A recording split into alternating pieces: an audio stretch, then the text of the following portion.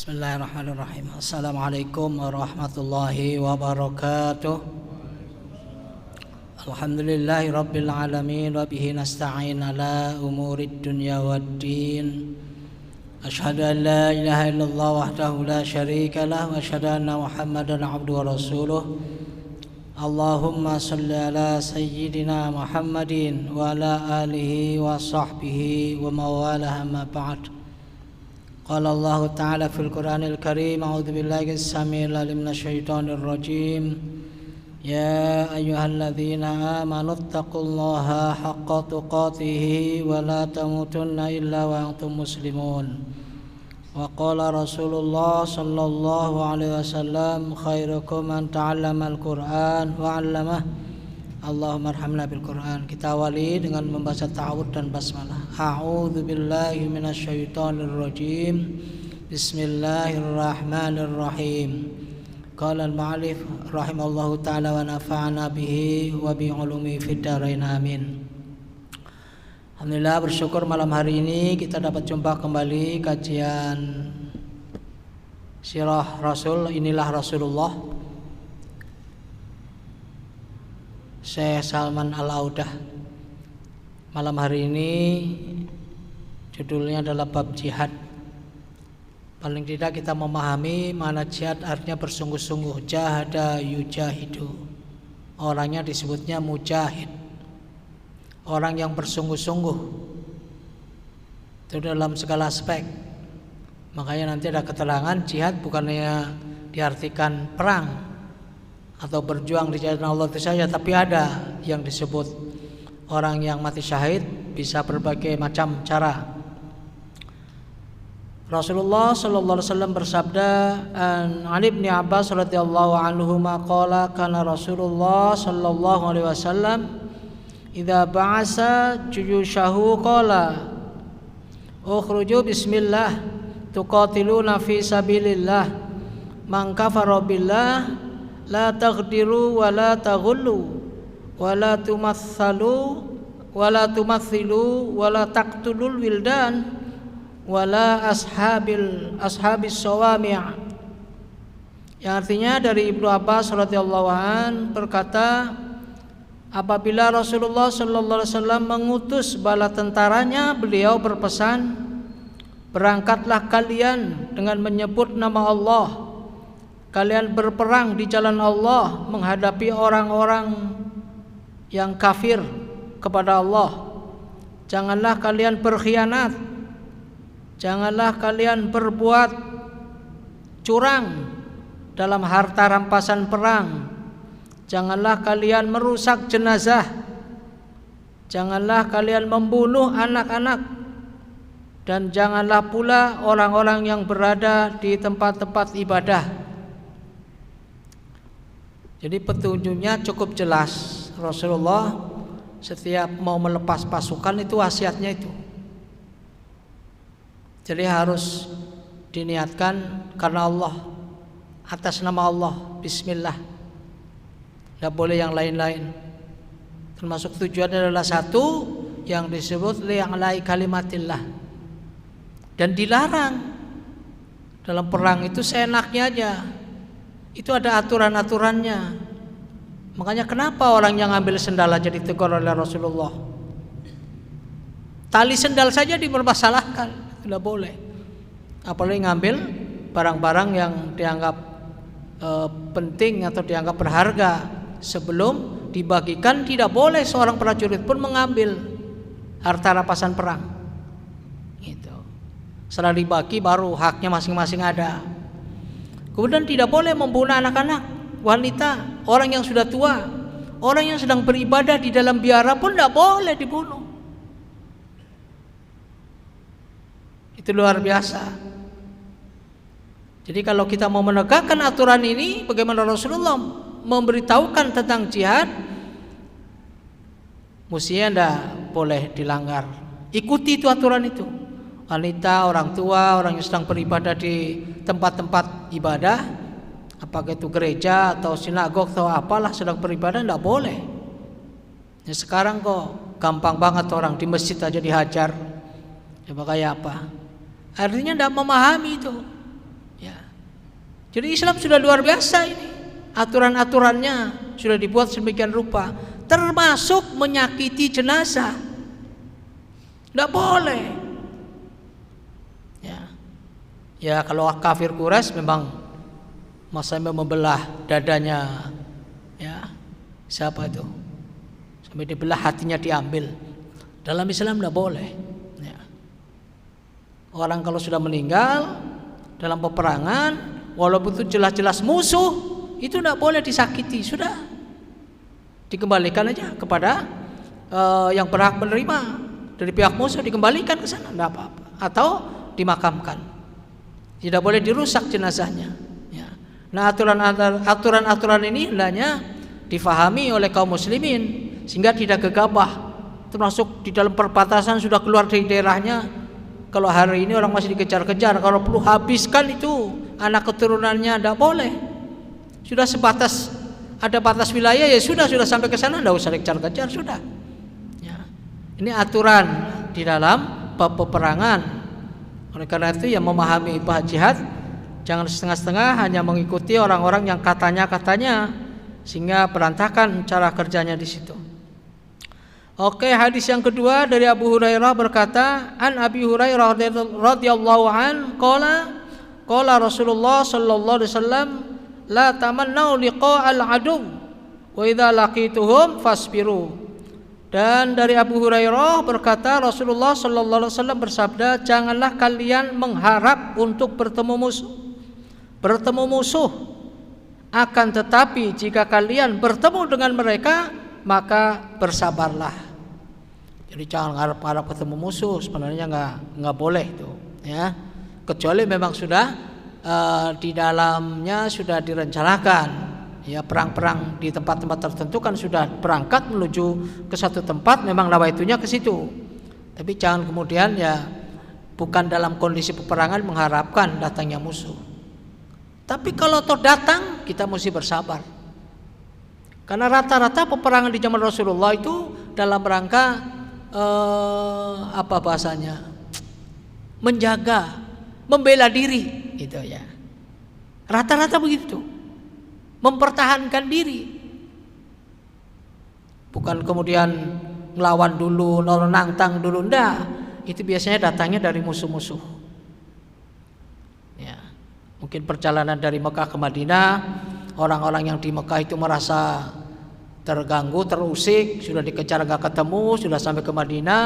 Di Madinah semakin hari semakin bertambah orang masuk Islam, bahkan bukannya sekedar masuk, tapi membela mati-matian Rasulullah, keluarganya, dan para sahabatnya.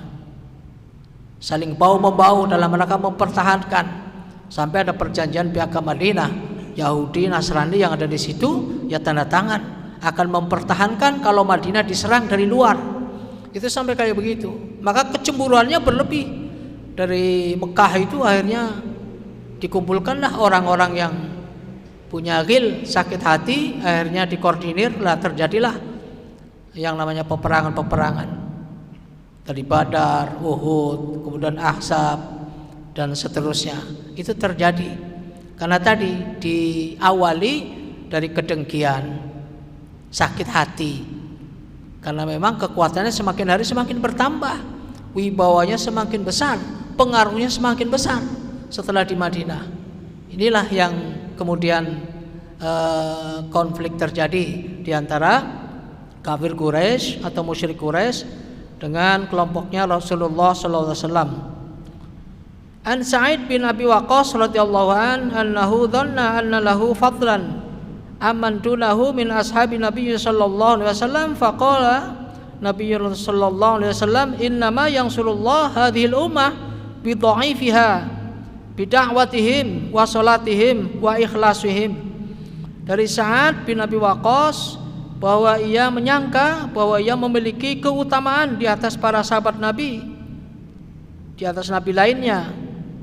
Maka Nabi bersabda, sesungguhnya Allah menolong umat ini dengan orang-orang yang lemah, dengan doa mereka, salat mereka, dan keikhlasan mereka. Jadi jangan kemudian kita punya pikiran seolah-olah kita yang memenangkan di dalam peperangan, Rasulullah sampaikan pada para sahabat, bukan karena kelebihan kita, tapi karena ada doa-doa dari orang-orang yang dizalimi, dengan orang-orang yang lemah, dengan sholat mereka, dengan doa mereka. Maka doa perlu.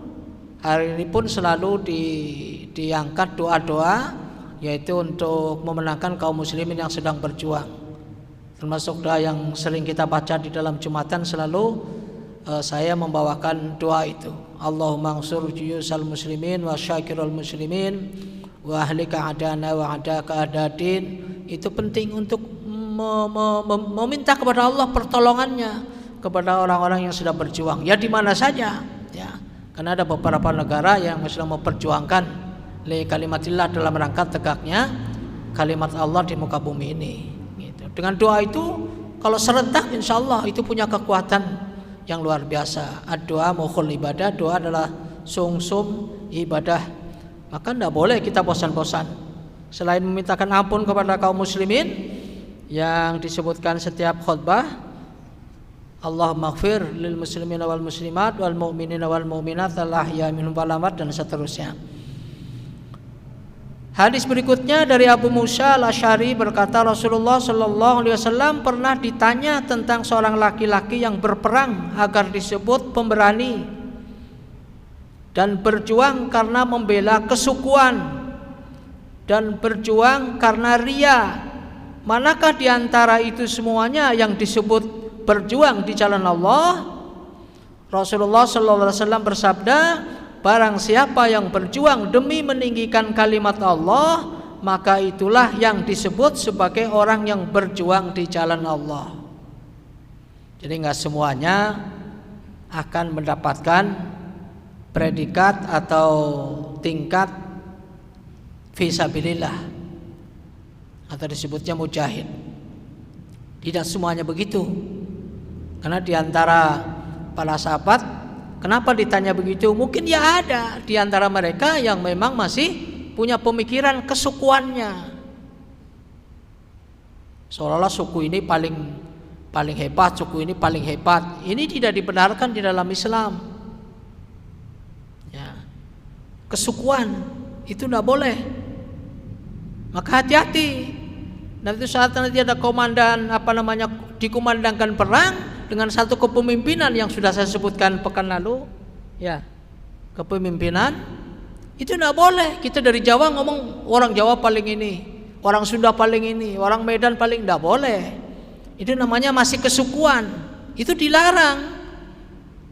Jadi semuanya harus sama dalam rangka li'ala'i kalimatillah, mengangkat tinggi-tinggi kalimat Allah. Itu akan mendapatkan kriteria atau label fisabilillah. Kalau yang punya, apalagi punya ria, punya pamer, dia berjuang ingin mendapatkan jasa supaya disebut pahlawan, habis itu. Apa yang dilakukan habis, tidak ada catatannya.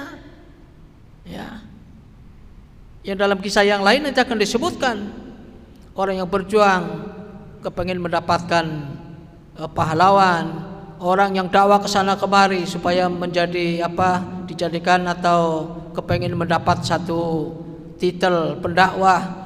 Kemudian yang satu lagi orang yang banyak sedekah, kepengen disebut dermawan. Itu tiga-tiganya tidak ada yang masuk surga, itu semua masuk neraka.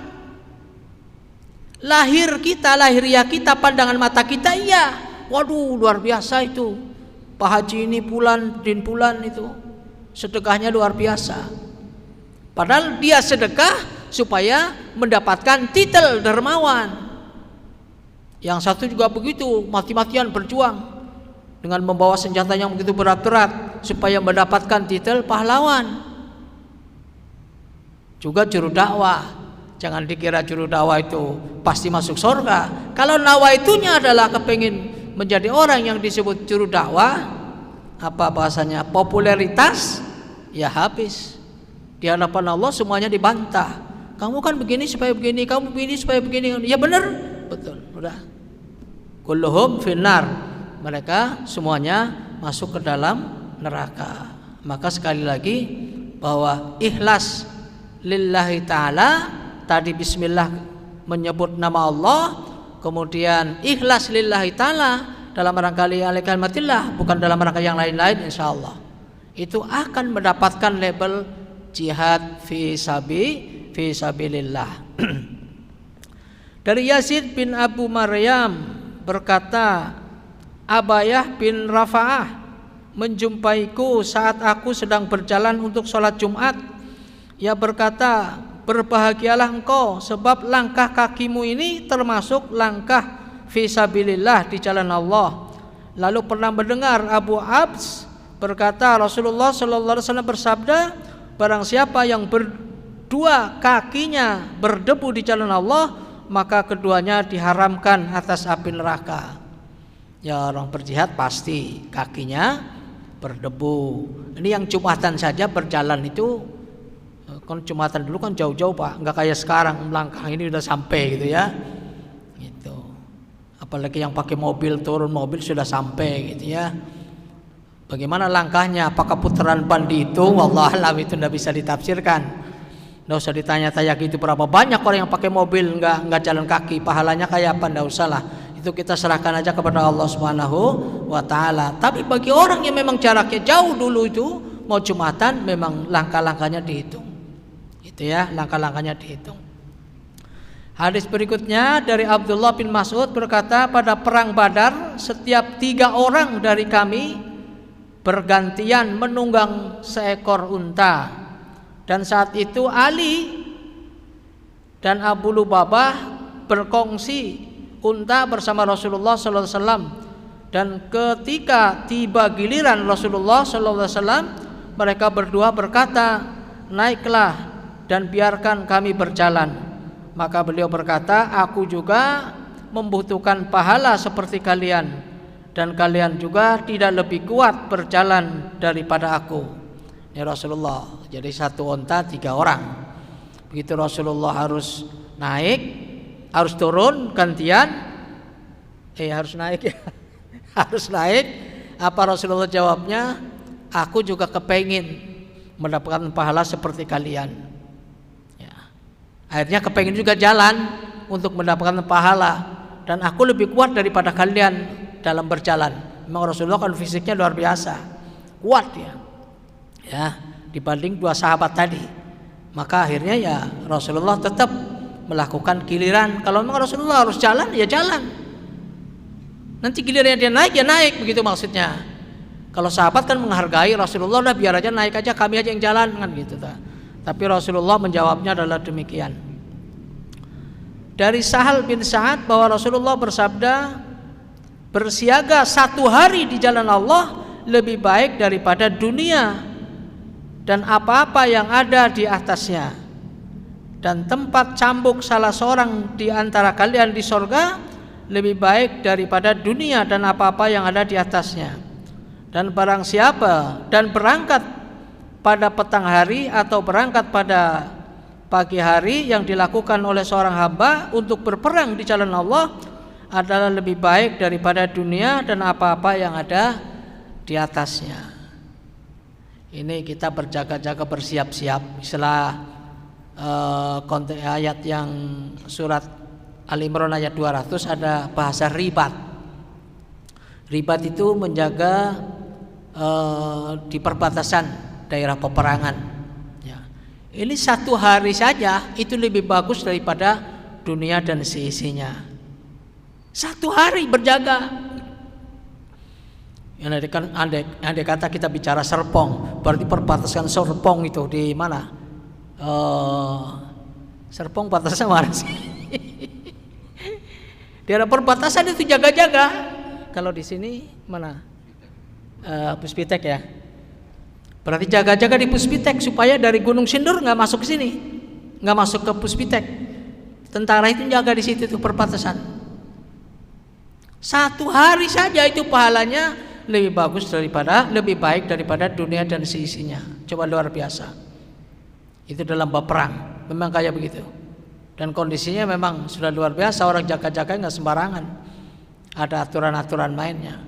Maka yang penting tadi niat lillahi ta'ala dan taat aturan yang dikeluarkan oleh pimpinan. Maka tadi pekan lalu telah menjelaskan jangan bawa ke Arab sorangan, tidak boleh. Ya harus ada aturan-aturannya.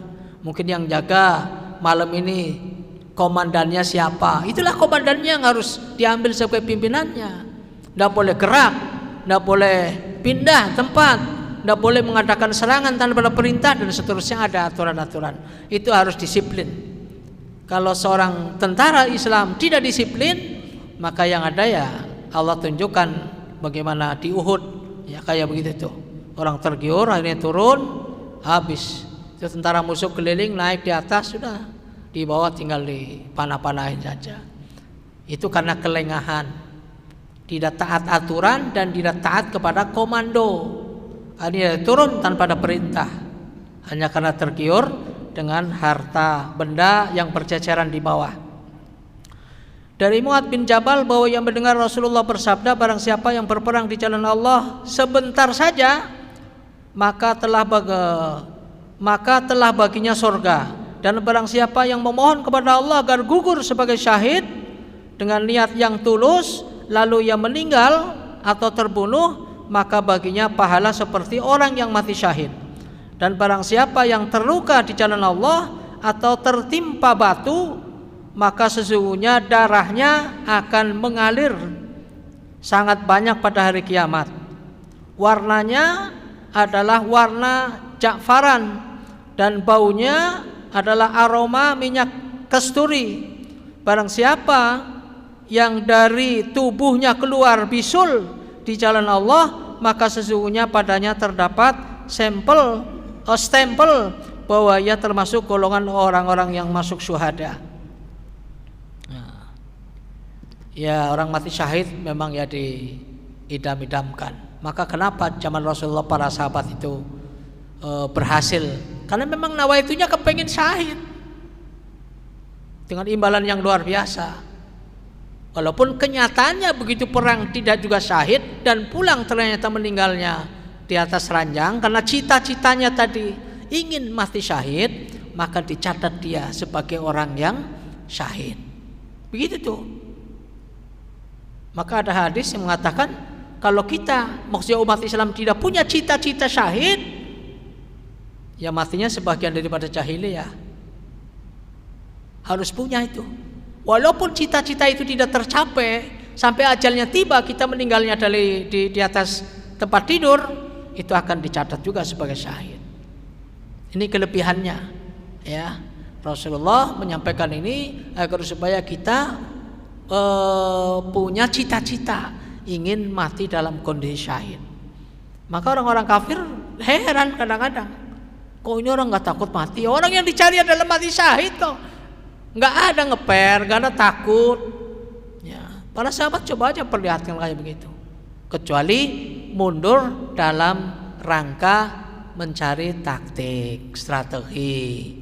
Karena ada komandan yang ngasih tahu, oh minggir, harus ke sana, gitu. Bukan harus menyerah atau pulang dan balik lagi. Itu yang terjadi di perang Ahzab. Sebagian minta izin kepada Rasulullah, padahal baru gali-gali, belum perang itu, baru gali-gali aja Handak itu, sepanjang 5,2 kilo, 5 kilo 200, lumayan kan itu jauhnya itu. Itu banyak sebagian yang minta izin, alasannya rumahnya belum terkunci. Itu di ayat 9 sampai ayat 21 menjelaskan tentang perang Ahzab. Jadi ciri-cirinya jelas orang-orang munafik itu yang memang sudah takutan. Ini nanti kalau diserang sekian puluh ribu, bagaimana kita, tenaganya cuma sekian. Sudah pikirannya takut duluan. Hanya baru gali-gali saja, gali-gali Handak itu, parit itu sebagian sudah minta izin kepada Rasulullah Sallallahu Alaihi Wasallam. Tadi alasannya nggak balik lagi, nggak kembali lagi, gitu. Ya itu bagiannya lah, bagian mereka yang pura-pura atau yang khaufnya terlalu tinggi. Nah kita hendaknya jangan begitu. Makanya yang diusahakan dulu adalah persatuan dan kesatuan itu dulu. Tidak mungkin itu akan berjalan dengan baik tanpa ada tadi persatuan kesatuan materi yang pekan lalu tentang kepemimpinan, supaya aturannya jelas, komandonya jelas, tidak bawa masing-masing apa yang menjadi kemauannya, termasuk di dalamnya melihat ini munafik ini tidak, itu nanti di situ nanti kelihatan. Ya, kelihatan. Ya, itu dicontohkan di dalam Perang Ahzab pada tahun ke-5 Hijriah. Barangkali ini saja sekitar jihad. Insyaallah masih banyak yang akan menjelaskan. Makanya berbahagialah orang yang meninggal dalam keadaan tenggelam. Andaikan banjir, Serpong kita tenggelam, kemudian meninggal di situ, insyaallah kalau lillah dan ikhlas dengan ujian itu akan dimasukkan ke dalam kategori syahid. Orang yang mengandung, melahirkan kemudian meninggal, itu juga masuk kategori syahid. Yang jelas niatnya aja. Orang kena wabah, kita berusaha maksimal ini, bersih, sudah pakai apa namanya ini, Nuvo ya, Nuvo.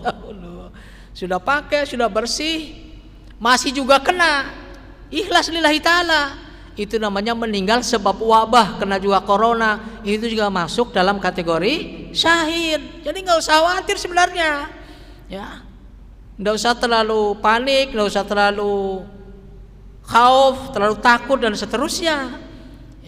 Ya kita terima saja, yang jelas menjaga, memang ada sunnahnya. Kalau memang di Serpong sudah dinyatakan garis merah atau zona merah, ya orang di luar Serpong jangan masuk situ. Kita yang di Serpong juga jangan keluar ke sana, jangan ke Gunung Sindur. Orang Gunung Sindur nggak boleh masuk ke Serpong, orang Serpong nggak boleh masuk ke Gunung Sindur. Itu sunnahnya begitu di zaman Rasulullah. Itu terjadi sakit wabah pes, wabah apa itu, lepra. Terus apa lagi? Yang tangannya pada ini, pada kompel-kompel, ada taun juga begitu. Sudah ada gambar dari Rasulullah. Jangan kalau di situ ada wabah taun, jangan dari luar, jangan masuk ke situ. Begitu juga yang di dalam, yang sedang kena wabah taun, jangan sampai keluar, dijaga, diisolasi. Jadi sudah benar itu aturannya, mengikuti bagaimana Rasulullah SAW mengarahkan kepada para sahabatnya gitu. Dan sudah terjadi lama itu. Dulu ada wabah taun, banyak sekali korbannya, itu ribuan, ya. Walaupun ada ulama yang tidak sependapat, sudah nikmati saja kan syahid nanti gitu ya. Nah kita jangan juga punya pemikiran kayak begitu. Mati biarin mati syahid, kena corona nggak apa-apa. Jangan juga. Kita wajib ikhtiar. Yang saya sampaikan pekan yang lalu, jangan menjadi faham faham apa ya namanya? Yang menyerah total kepada Allah. Masih nggak ingat kemarin itu apa? Jabariyah. Jangan seperti itu. Kita ngaku orang Ahlus Sunnah wal Jamaah harus berusaha maksimal, berupaya. Oh ya sudah ada sabun, pakai sabun. Kalau dari luar kita mau masuk pakai sabun, gitu ya. Wudu jangan lupa yang bersih. Karena memang begitu aturan-aturannya harus diikuti. Jangan nekat, ya ada Allah inilah. Nggak boleh juga begitu. Kita harus berusaha menjaga kebersihan. Kita dari masjid ini mau pulang ke rumah, di rumah jangan lupa cuci tangan. Karena kita juga nggak tahu. Sebagian memang sudah diliburkan itu pengajian-pengajian di sebagian Gunung Sindur, ada yang diliburkan, ada juga yang jalan seperti biasa. Gak apa, yang penting dijaga tadi kebersihan. Pulang dari rumah, pulang dari masjid atau dari pasar, cuci tangan gitu ya. Kemudian jaga kesehatan, ya syukur-syukur sih. Pagi sore jangan sampai enggak mandi, pakaian juga mesti bersih, jemur jangan sampai kering. Orang kadang-kadang setengah ini di pondok, ini anak-anak pondok kadang-kadang susah dibilangin. Jemur belum kering banget sudah dipakai, alasannya nggak ada gantinya, cuma ini saja. Ya repot jadinya, ya. Kenapa baju kok cuma itu saja? Yang lain belum sempat dicuci. Banyak alasan anak-anak. Ya, akhirnya kayak begitu tuh. Ya koreng kemana-mana. Kemudian dalilnya apa? Di pondok mah kalau belum korengan belum bisa katanya. Ya itu dalil lama dipakai kayak begitu.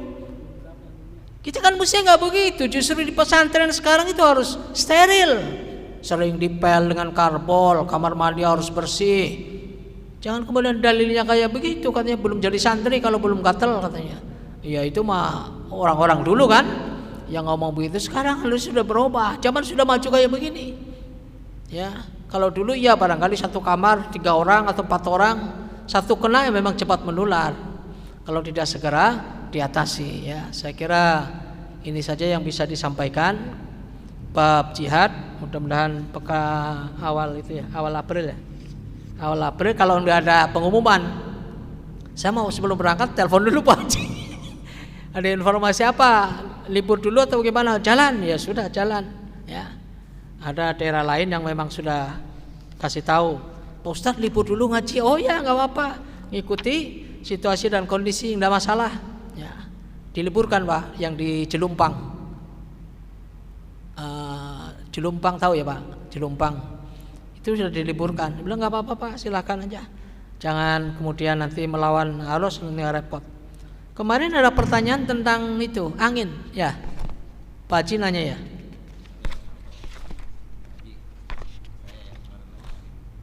Mana tentang? Ya hadisnya bunyinya begini. Mana angin?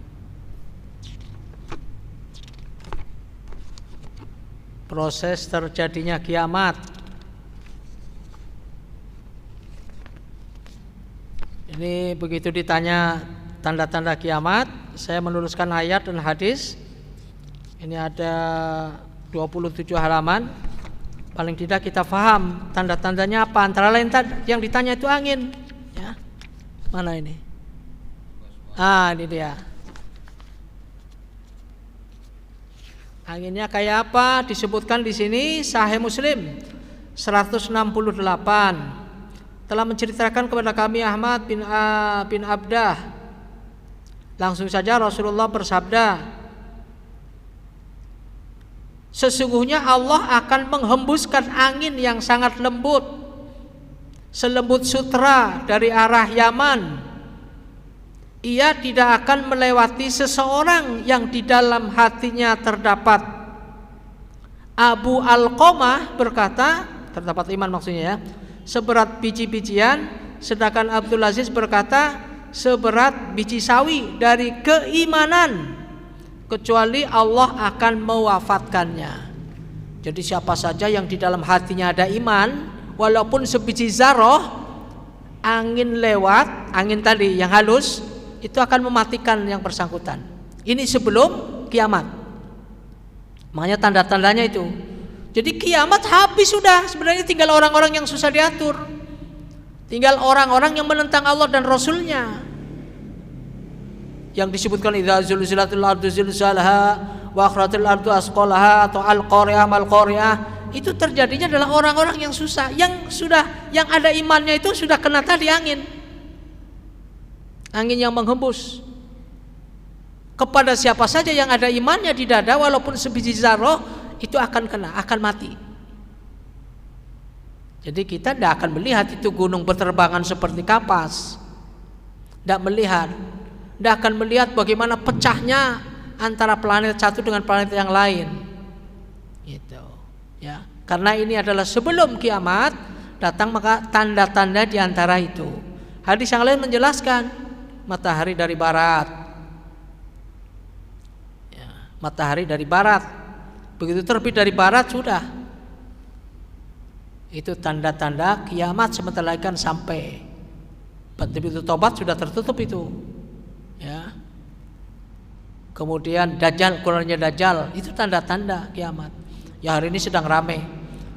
Itu kalau bapak-bapak sempat buka saja di YouTube, ada penjelasan tentang tanda-tanda hari kiamat yang lebih detail.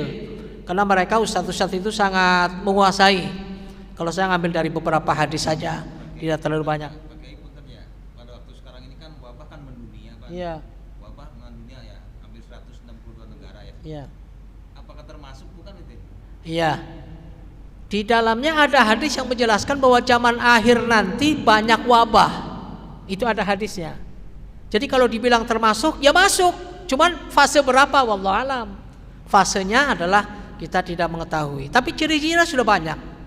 Ya, yang malaikat Jibril datang kepada Rasulullah ditanya tentang as-sa'ah. Rasulullah menjawab bahwa yang ditanya tidak lebih tahu daripada yang nanya. Ya sudah, kalau nggak tahu ciri-cirinya saja. Ciri-cirinya dikasih tahu Rasulullah, yaitu budak melahirkan tuannya. Kan kalau budak begini, kalau saya punya budak perempuan, kemudian hubungan kan halal, punya anak, anaknya bukan budak, anak itu menjadi tuannya ibunya, itu tuh di dalam Islam. Dalam Islam begitu tuh. Nah itu zaman akhir nanti seperti itu. Tapi ada yang menafsirkan bahwa anak sekarang banyak ngatur orang tua. Benar nggak kira-kira? Susah diatur. Apa yang menjadi maunya anak harus dipenuhi oleh kedua orang tuanya. Itu diantaranya. Satu, budak melahirkan anaknya. Kemudian berlomba-lomba itu, gedung bertingkat. Gedung-gedung bertingkat. Kan gedung yang paling tinggi di sana, di tanah Timur Tengah, Dubai ya. Itu yang paling tinggi. Akan dibangun lagi yang lebih tinggi dari yang sekarang. Nah itu menunjukkan bahwa berlomba-lomba dalam pembangunan diantara sekian banyak ciri-ciri. Ya, kemudian di sini ada penjelasan tentang Dajjal. Dajjal dia akan hidup beberapa lama, ya, dan akan selalu berjalan. Hampir seluruh penjuru dunia akan dimasuki oleh Dajjal, kecuali dua, Mekah dan Madinah. Mekah dan Madinah tidak bisa dimasuki oleh Dajjal. Tapi dia keliling tuh. Yang didatangin hampir semua itu ikut Dajjal. Khususnya wanita. Di hadis diterangkan demikian. Nah, maka kita harus ngerti, karena yang dibawa adalah di sini api, di sini ada air. Jangan salah. Kita sebagai orang yang sudah belajar, yang sudah ngerti, jangan milihnya di air. Kita milihnya harus di api. Begitu dilampir oleh Dajjal, kita justru bukan di api, tapi di tempat air. Maka jangan salah pilih. Gitu. Kalau kita milihnya adalah di air karena kita haus dan seterusnya, begitu dilempar oleh Dajjal, justru kita masuknya ke dalam api. Itu di sini dijelaskan. Nah, di dalam keterangan ciri-ciri Dajjal, pekerjaannya itu luar biasa. Sekarang sudah ada tanda-tandanya, ya lihat aja. Ya. Walaupun saya tidak bisa menafsirkan bahwa sekarang adalah sudah keluar, baru intip-intip ya, ada api keluar dari mana gitu ya, ada ciri-cirinya. Kemudian setelah Dajjal mati, kan ketemu Nabi Isa, ya, Imam Mahdi. Dajjal mati, nah nanti akan hidup damai. Ada yang mengatakan 7 tahun, ada yang mengatakan 9 tahun. Selama 7 atau 9 tahun itu aman, tentram. Tidak ada orang kelaparan. Semua orang sejahtera. Karena bumi Allah hidupkan sebagaimana yang dimohonkan oleh kaum muslimin pada saat itu. Sehingga sumber daya alam luar biasa. Ya, bisa 7, bisa 9. Barulah datangnya hari kiamat tadi. Jadi akan merasakan nanti. Maka yang sekarang benci tentang kepemimpinan, benci tentang istilah al-jamaah, persatuan, benci tentang apa? Bai'ah yang pernah dilakukan oleh Rasulullah, nanti mau tidak mau harus ikut. Begitu Imam Mahdi ada, semuanya berbai'ah kepada Imam Mahdi. Gitu tuh. Justru orang-orang yang tidak senang terhadap Islam menjelek-jelekan tentang istilah al-jamaah, istilah khilafah, kemudian istilah kepemimpinan, istilah bai'ah dan seterusnya. Itu dijelek-jelekin oleh mereka itu. Padahal nanti pada akhir zaman memang harus begitu dilakukan. Gitu. Jadi mau diperjuangkan separuh sebagian kaum muslimin maksudnya, mau penuh itu pasti akan terjadi. Ya, Dajjal akan keluar, kemudian nanti akan turun setelah Dajjal berkuasa sekian lama, akan turunlah Imam Mahdi dengan Nabi Isa. Adanya di mana? Adanya di sana, Palestina. Ya kita tunggu aja, isyaratnya memang di sana nanti dicari-cari. Maka Yahudi di mana saja batu juga bisa ngomong. Ini di dalam hadis dijelaskan begitu. Cuman prakteknya kayak apa? Wallahu alam. Ini ada Yahudi di sini. Apalagi tuh pohon-pohon lain juga ngomong gitu, satu pohon yang akan tidak ngomong, ada Yahudi di situ. Maka yang orang-orang Yahudi sekarang sudah pada nanam itu pohon-pohon yang harapannya akan menjadi pelindung, mereka bisa ngumpet di situ. Tapi wallahu alam nanti kayak apa jadinya. Yang jelas kepada kita yang hadir pada kesempatan malam hari ini, tanda-tanda kiamat sudah banyak Allah tunjukkan itu. Ya, hari ini yang benar bisa dipenjara, yang salah leha-leha, kan sudah terlihat Pak sekarang, ya sudah terlihat kayak begitu. Orang korupsi pakai baju rompi kayak begitu masih dada masih bisa ketawa, itu. Orang yang benar memperjuangkan dalam rangka amar ma'ruf nahi mungkar, tuduhannya banyak. Ini sudah terjadi kita ini, ya. Tinggal wallahu alam kapan mau terjadinya wabah berturut-turut. Maret apa MERS. Kemudian apa lagi tuh?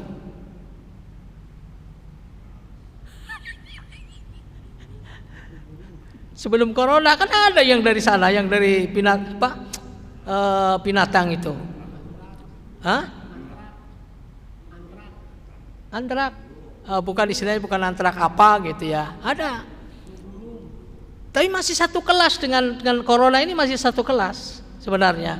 Kalau saya mendapatkan keterangan dari dokter. Jadi sebenarnya virus mah ya Allah yang menciptakan, tidak usah terlalu khawatir berlebihan, yang penting jaga kebersihan. Ada yang sedang ramai kan corona. Bogor sudah mengeluarkan itu menteri apa? Dinas Pendidikan, Dinas Kemendikbud apa? Dinas Pendidikan dan Kebudayaan sudah mengeluarkan surat diundur sampai 11 April. Untuk TK, PAUD, SD, SMP, kalau tulisannya begitu tuh, sampai tanggal 11 April. Bahkan ada yang ngomong, oh nanti mundur lagi. Wallahualam, kita kan nggak ngerti. Jakarta keluarnya tanggal 5 April, katanya sudah mulai. Tapi Bogor sendiri tanggal 11. Ya, wallahualam. Ya, kita tinggal nunggu saja situasi kondisinya. Yang jelas kita jaga masing-masing, jangan sampai ceroboh menghadapi ini, jangan sampai punya sikap ngentengin masalah gitu. Kalau ini virus nggak boleh main-main kan, nggak boleh ngeremehin masalah gitu. Tetap dijaga kebersihan kita masing-masing. Kemudian ya tadi yang saya sebutkan di khutbah, jangan kemudian kita nggak punya ini, nggak punya sapu tangan, main ludah aja di jalan, jangan. Paling nggak pakai lengan kiri ya, supaya percikan-percikan itu masuk di pakaian kita, jangan ke orang lain gitu. Itu harus dijaga ya. Kemudian makan yang panas-panas, bukan khamr ya, jahe merah umpamanya. Ada yang bilang panas kan panas ya, jangan ini kemudian diminum alkohol kayak begitu. Ini jangan gorengan masih panas dimakan ya Pak. Berapa hari ini udah habis? 3 hari ya, awet berarti. Ada yang sehari habis ya. Kemudian yang lain-lain. Saya pikir itu saja yang bisa disampaikan pada malam hari ini. Ada yang bertanya kemarin soal doa, saya mencari di hadis bolak-balik nggak ketemu ya. Ada yang dapat saya ciri-ciri ini. Nanti silahkan di arsipkan di masjid, yang mau baca dipersilahkan. Ada 27 halaman. Di sini judulnya mana tadi halaman?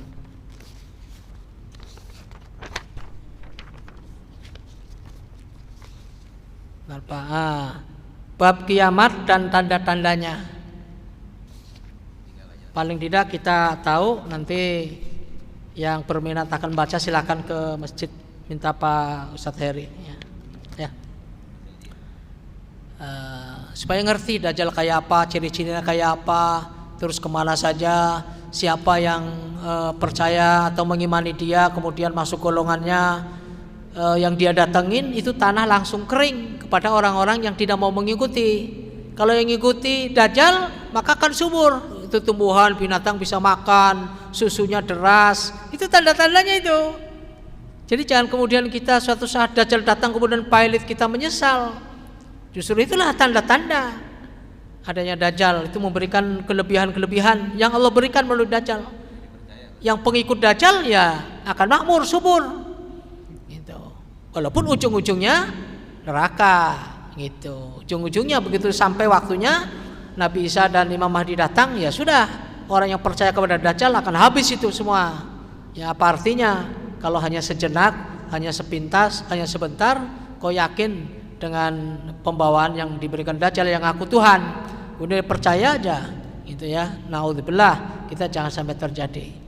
Silakan Pak, ada waktu 5 menit untuk tanya. Pas.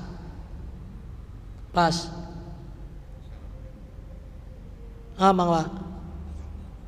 Waalaikumsalam.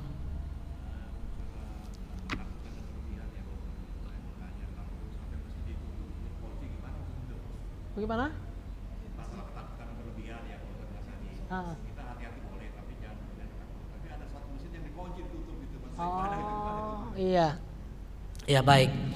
Ada masjid yang ditutup, bahkan kegiatannya nggak ada ya akhirnya ya. Itu namanya berlebihan memang. Berlebihan, mesti kasih kesempatan. Yang penting sudah dijaga, lingkungan sudah disemprot sudah ya. Sudah disemprot. Wallahu alam. Ada juga yang langsung gulung sajadah memang ya, ada. Jadi mereka dihimbau saja bawa sajadah masing-masing. Sebenarnya nggak apa-apa. Tempat itu jangan kemudian jadi apa ya bahasanya ya, tempat yang kurang manfaat. Itu kan masjid dibangun atas infak sedekah orang ya, dimanfaatkan dengan sebaik-baiknya. Menurut saya itu berlebihan kalau sampai ada terjadi kunci kemudian tidak ada orang ibadah. Silakan aja masjid terbuka. Iya. Wallahu a'lam itu ya. Saya nggak bisa menafsirkan, tapi mungkin pengurus sudah dikasih tahu ya dengan cara begitu. Ya saya kira itu Pak ya. Insyaallah waktu sudah masuk Isya. Pada kesempatan lain kita sambung. Hadanallahu ajmain. Assalamualaikum warahmatullahi wabarakatuh. Subhanakallah.